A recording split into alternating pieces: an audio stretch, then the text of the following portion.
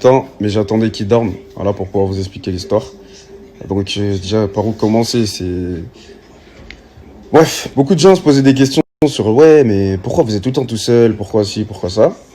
Et j'ai jamais répondu à cette question. Et les gens, j'ai vu des gens qui disaient mes parents, soi-disant, ils sont morts. Oh, vous êtes fous, vous, quoi. Ma mère, elle était à Marseille cet été, hein. Ensuite, ils disaient ouais, mais il a pas de parents, ses parents ils l'ont abandonné, ou je sais pas quelle histoire, c'est faux, c'est pas vrai. Ma mère, elle m'a pas abandonné, elle est toujours là, elle a envie. Donc bref, c'est pas ce qui nous intéresse, mais voilà, je voulais quand même mettre les choses au clair. Ma mère est en vie. Donc, je vais vous raconter comment ça s'est passé. Comment, tu vois. Ça, c'était juste, voilà.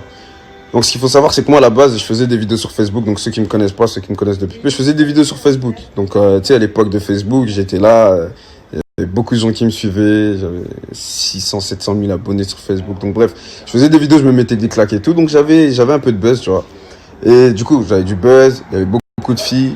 Et beaucoup de filles. Moi, je suis un garçon, j'aime les filles. Ça faisait beaucoup pour moi. Voilà. Donc, c'est-à-dire, j'ai connu beaucoup de filles. Mais bref, ça, on s'en fout. Un jour, donc j'avais 14 ans, je suis tombé sur une femme qui avait 19 ans. Moi, au contraire, tu vois, moi j'étais content. Moi, tu me dis que t'as 19 ans, j'adore ça. Donc moi, j'adorais. J'adorais son âge. J'adorais parce qu'elle avait été plus vieille que moi. J'ai 14 ans, je parle avec des femmes plus âgées.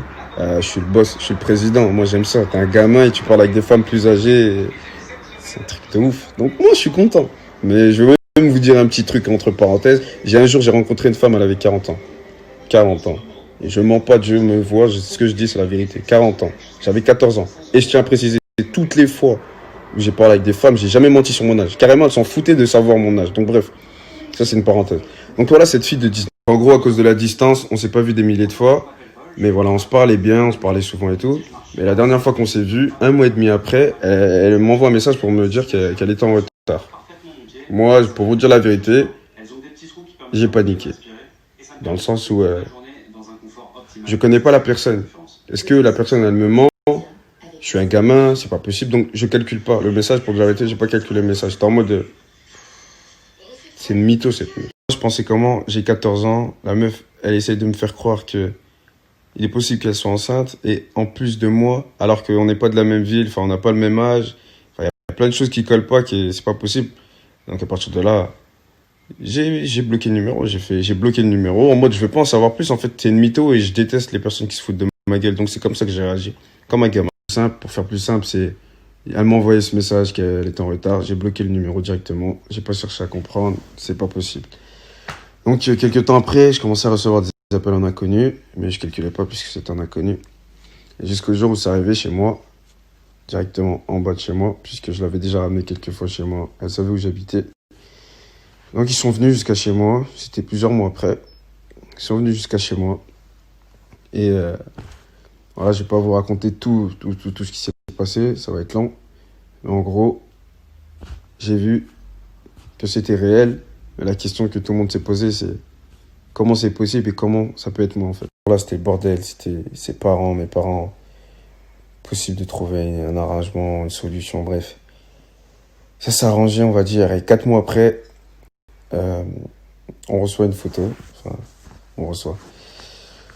Je reçois une photo et je vois qu'en fait, c'était ma tête qui était en face de moi. C'était ma tête dans le téléphone.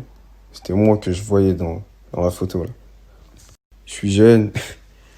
J'ai un enfant, j'ai 15 ans, j'ai un enfant. Et je vais pas pouvoir m'occuper de cet enfant. Parce que je suis un gamin encore, en fait. Je suis un enfant qui a un enfant, en fait.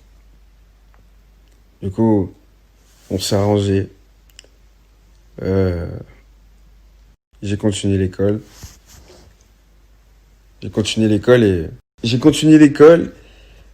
Pendant ce temps, sa mère et ma mère, ils se sont occupés de lui.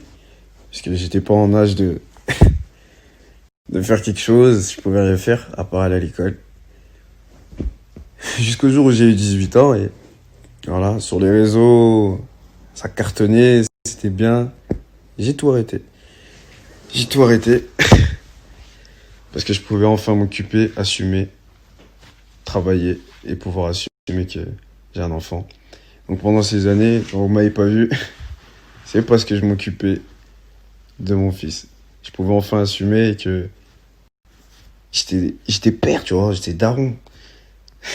Et pourquoi je l'appelle mon frère? Parce que c'est une histoire de dingue, frère.